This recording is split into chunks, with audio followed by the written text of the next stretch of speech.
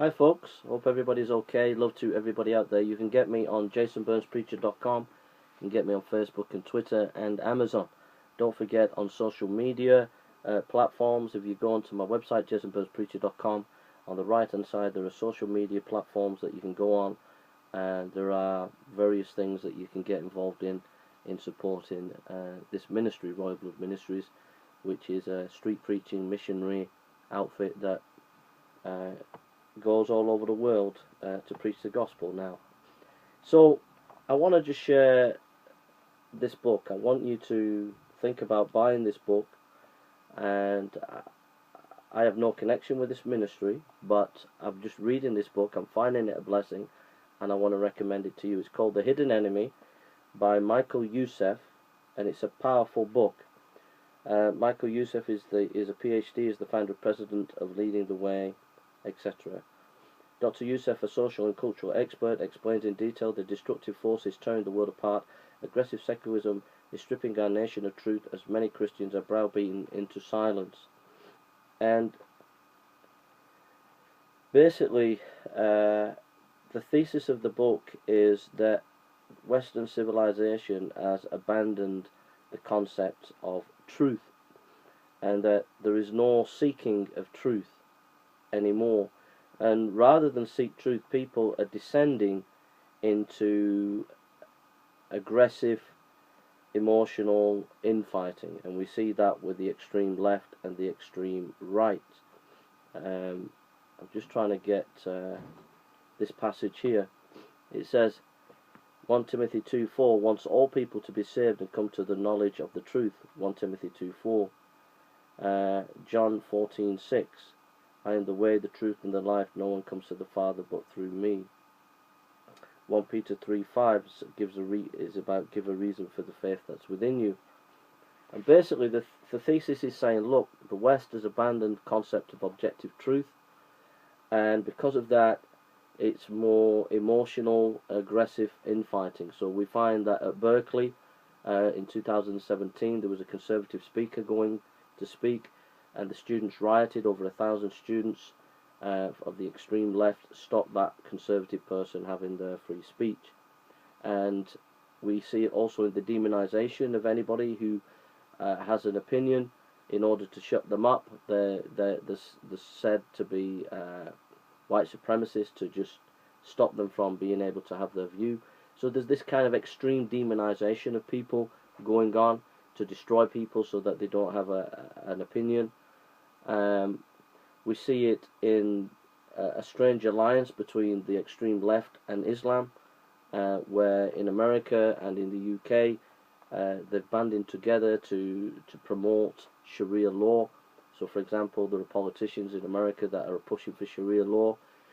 There are imams that have tried to push for Sharia law in London boroughs. And all these things are pushed aggressively. At the same time, we have this aggressive rationalistic humanism that is pushing various things like transgender and LGBT rights, having absolutely no patience with Christianity and anybody who has a different opinion than them. They shout it down and screamed homophobes or bigots. We're seeing Christians being taken to court for don't want to bake a cake for a gay marriage or whatever. Christians wearing crosses at work and being taken to court. We're seeing monuments being pulled down in America and in the UK because people don't want to celebrate their history. And there is this kind of massive cultural shift in the West where it's just demonizing everybody. It's hatred towards each other, and it's a massive rift. And on top of that, a media that doesn't report things as it should do in an objective way, the suppressing of free speech where people can't challenge the political correct agenda. And this book really gives you a detailed history of what's going on, and it really gives you a good basis to understand what's going on in the world. Tyndale Momentum. So Tyndale Momentum is the publisher. Tyndale Momentum is the publisher, and That's the book. It's a delightful read. It's easy to read. It's well researched. And it really will help you think through the mess that the West is in at the moment. It will give you some pointers how to go forward. It pulls no punches. It's absolutely brutally honest, and it tells you that we're in a mess. Having read half of this book, what comes to my mind is we're going to see more. It's going to get more aggressive in the West. We're going to see Christians beaten up on the streets. We're going to see Christians put in prison, street preachers put in prison. We're going to see no mercy from this aggressive secularism and this militant Islam. We're not going to see mercy. We're going to just see that Christians are going to be absolutely ruthlessly taken out. We see that the way they're dealing with the conservatives in America, for example, and in the UK, where we had that guy come and stand outside Jacob Rees-Mogg's house and heckle him while his children were there. You know, we're going to see the state really clamp down on Christianity in the West, but in a ruthless way, in a very, very ruthless way, with absolutely no mercy. And the reason is because the church has abandoned the public space. The church has not defended the faith in the public sphere. We've given ground to the aggressive secularists, the LGB and the transgender and the extreme left. We've given ground to them, and because we've given ground to them, they're ruling the roost, and they're extremely aggressive, and they're going to get worse, friends. It reminds me of the days of Chairman Mao, when they had the Red Guard. We're moving into that kind of age. We're moving into an age of totalitarianism in Western civilization and nations. Okay, and this book will really, really help you. A lot of things that in the media were not being reported. We're not being told about the persecution of Christians.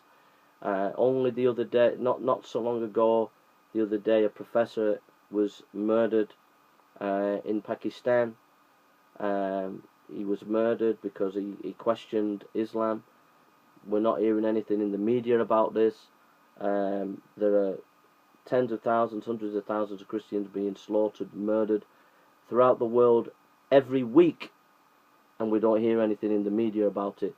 So we're living in a very corrupt, a very evil, wicked age, okay? And we need to think through it biblically, in a biblical way, and this book will help you.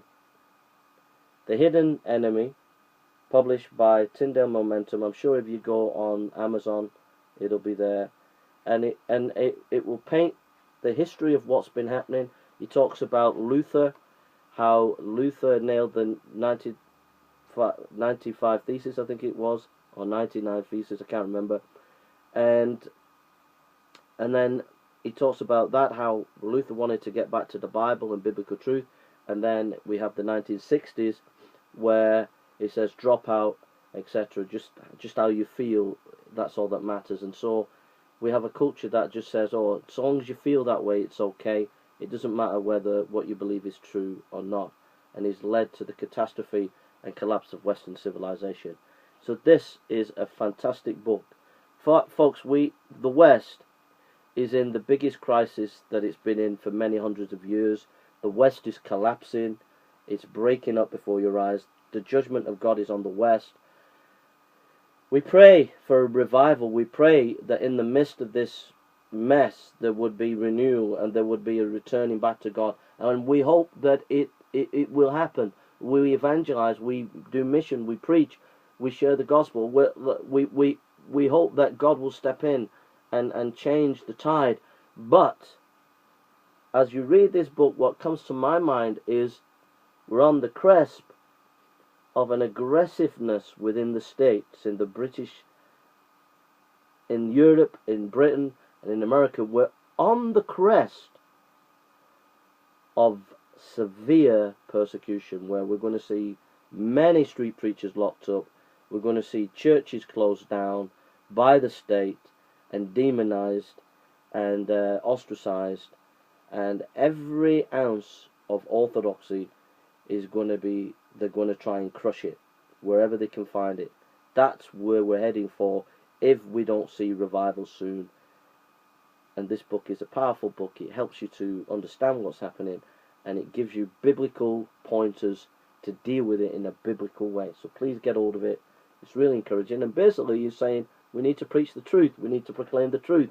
We need to get the gospel out, share the gospel, proclaim the gospel, and defend the gospel. God bless you. What a wonderful book. A real blessing, a real joy. Really easy to read, really researched, and a real blessing. So get hold of the book.